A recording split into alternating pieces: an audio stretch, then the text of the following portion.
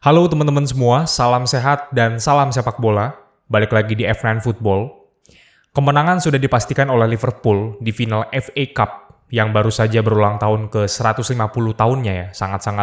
Sudah sangat lama atau sangat tua kompetisi ini dan sangat spesial karena Liverpool bisa menangkannya di musim ini, di mana akhirnya melengkapi 6 trofi yang bisa dimenangkan oleh Klopp ya. Jadi udah menang Premier League, FA Cup, Carabao Cup, Champions League, UEFA Super Cup, sama FIFA Club World Cup.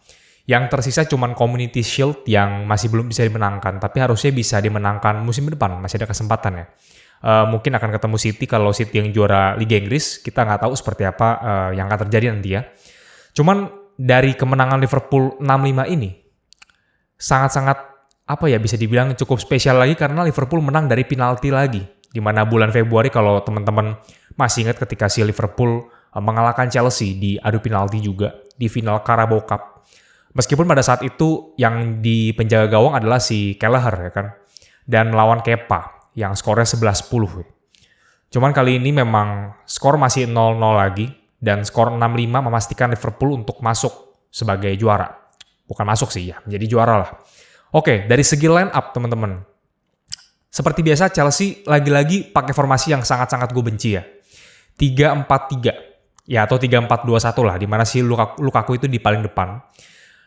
Kelemahan 3-4-3 adalah di tengah itu jadi kurang orang. Kayak sekali lagi ini pandangan gue ya, kalau lo nggak setuju nggak apa-apa, kita sharing aja teman-teman. Tapi gue melihat bahwa Liverpool di babak pertama dengan formasi 4-3-3-nya itu bisa lebih mendominasi.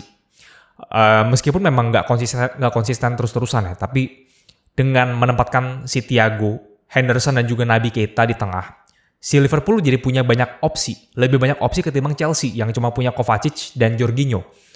Ada satu yang gue bilang harusnya dilakukan sejak awal oleh si Tuchel.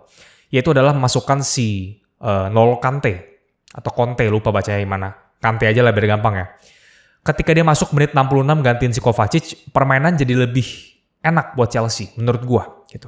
Tapi ya di awal si Kovacic mainnya juga so-so ya. Nggak kelihatan juga ya. Apa mungkin karena di tengah cuma ada 2 orang, ya, dia pakai double pivot atau 2 defensive midfielder ya kan.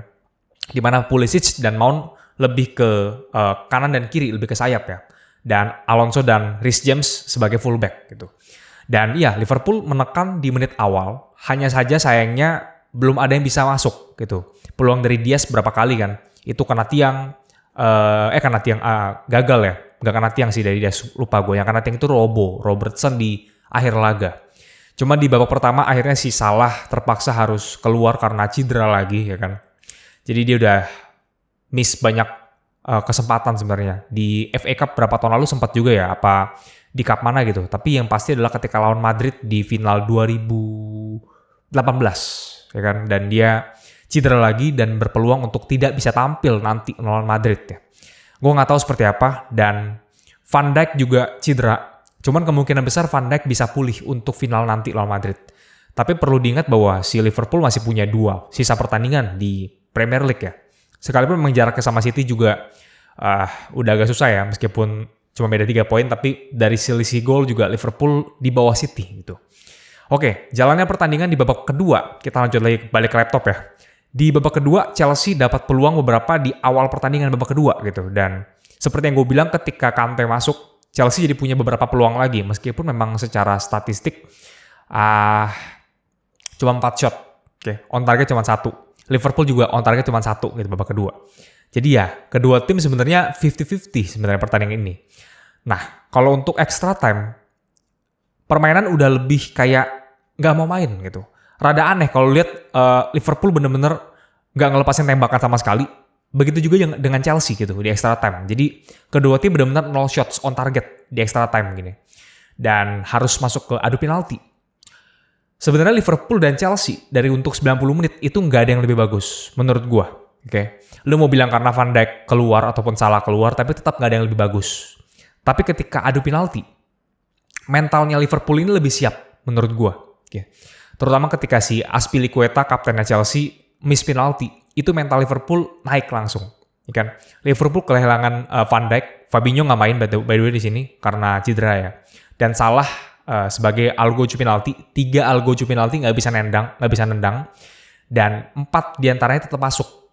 Yang kelima yang gagal itu Sadio Mane menghadapi kiper senegaranya, Senegal, si Edouard Mendy, ya. Dan harusnya Mane kalau cetak gol udah selesai 5-4, Liverpool juara. Cuman Mane miss, gue nggak tahu apa dia sengaja ya, tendang pelan kayak gitu. Tapi akhirnya lanjut dan Pulisic ya yang miss akhirnya. Dan habis itu Tsimikas yang cetak gol kemenangan. Dan sekali lagi, Liverpool lebih unggul dari sisi mental. Tapi tidak untuk permainannya, karena gue bilang 50-50 sih match kali ini. Harusnya kalau Chelsea pasang Kante di awal, atau mungkin dia main 4-3-3, mungkin ya Jorginho di belakang, jangan deh.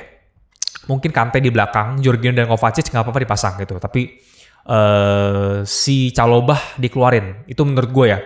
Karena Silva sama Rudiger cukup solid sebenarnya. Alonso kan kiri, James kanan udah biasa aja. Pulisic, Mount sama Lukaku. Tapi ya kayak gini yang terjadi dan sekali lagi selamat buat Liverpool ya. Trofi kedua mereka musim ini setelah Carabao Cup dan FA Cup menang. Tinggal final Liga Champions. Gue berharap sih si Salah bisa pulih, Van Dijk bisa pulih, Fabinho pulih ya.